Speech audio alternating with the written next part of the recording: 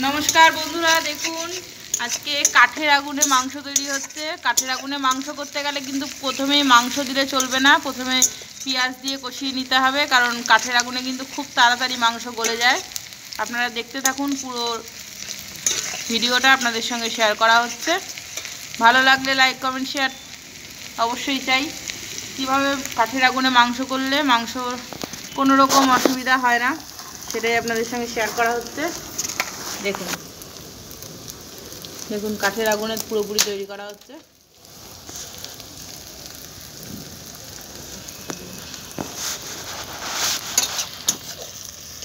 পেঁয়াজটা একটু ভাজা হয়ে গেছে, এবার মশলাটা দেওয়া হবে কারণ পেঁয়াজ ভাজা না হলে মশলাটা দিলে কিন্তু পেঁয়াজ কিন্তু ভালো ভাজা হবে না। তেলের মধ্যে শুধুমাত্র পেঁয়াজ দেওয়া হয়েছে আর কিচ্ছু দেওয়া হয়নি। এবারে মশলাটা দেওয়া হলো, এর মধ্যে আছে আদা রসুন টমেটো বাটা আর হচ্ছে নুন হলুদ আর লঙ্কার গুঁড়ো, এই কটা উপকরণ আছে এর মধ্যে। এবারে এটাকে কষানো হবে। এটাকে একটু কষে গেলে বেশিক্ষণ সময় লাগবে না, 2 মিনিটের মধ্যেই কষানো হয়ে যাবে। কষানোটা হয়ে গেলে আমরা কিন্তু মাংসটা দেবো, তার আগে দেবো না কারণ মাংস কাঠের আগুনে মাংস কিন্তু খুব তাড়াতাড়ি গলে যায়, আগেই বলেছি। কারণ যদি চারিদিক থেকে যেহেতু আলোটা লাগে আগুনটা লাগে সেই জন্য তাড়াতাড়ি গলে যায়। কেমন লাগছে অবশ্যই কমেন্ট করে জানাবেন। কিন্তু দেখুন কত তাড়াতাড়ি তেল ছাড়তে শুরু করে দিয়েছে। পুরোপুরি ভিডিওটা স্কিপ না করে দেখানো হচ্ছে একদম। দেখুন তেল ছাড়তে কিন্তু শুরু করে দিয়েছে, রসুনের কাঁচা গন্ধও চলে গেছে।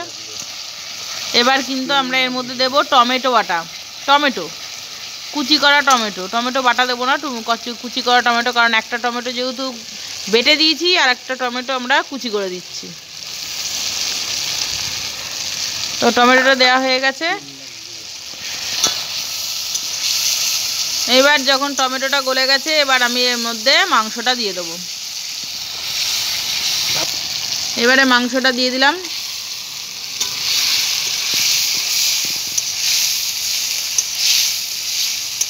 এখানে অল্প মাংসই রান্না করা হচ্ছে, বেশি করা হচ্ছে না। অনেকটা মাংস রান্না করলেও কিন্তু খুব বেশি সময় লাগবে না, খুব তাড়াতাড়ি হয়ে যাবে। মুরগির মাংস যেহেতু খুব তাড়াতাড়ি গলে যায় সেই জন্য, আর এইভাবে কাঠের আগুনে করলে কিন্তু আরও তাড়াতাড়ি গলে। তো এবার একটুখানি সময় কষিয়ে নেওয়া হবে।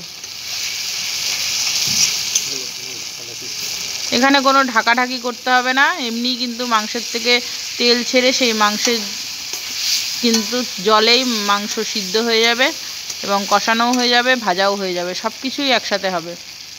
কোনো রকম জলের প্রয়োজন নেই। সামান্য জল দিলে কোনো অসুবিধা নেই, কষানোর সময় যদি সামান্য জল লাগে দিতে পারেন। এবারে একটু সামান্য জল দিয়ে দিচ্ছি। কষাতে কষাতে যেহেতু প্রচুর আগুন তাই জন্য ধরে যাচ্ছে, কিন্তু দেখুন রঙটা কত সুন্দর এসছে দেখুন শুধু।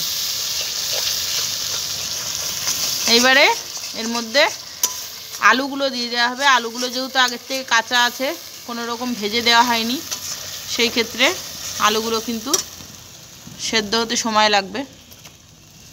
মাঝে মাঝে একটু আগুনের জোরটাও বাড়িয়ে নেওয়া হচ্ছে।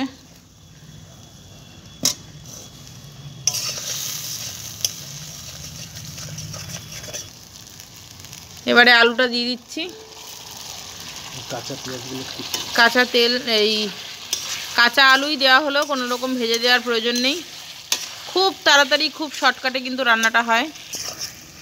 আগুন কিন্তু একদম দাউ দাউ করে জ্বলছে, তো সুতরাং মাঝে মাঝে একটু ধুয়ো হচ্ছে ঠিকই, কিন্তু বেশ ভালো, আমাদের খুব আনন্দ হচ্ছে।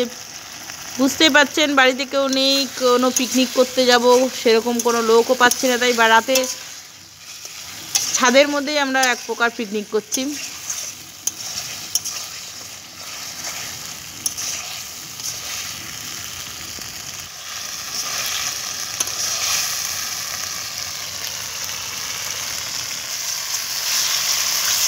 দেখুন কষানো অলরেডি কমপ্লিট। আগুন তো চারিদিক দিয়ে দাউ দাউ করে জ্বলছে, এদিকে কিন্তু মাংসও ছেড়ে যাচ্ছে।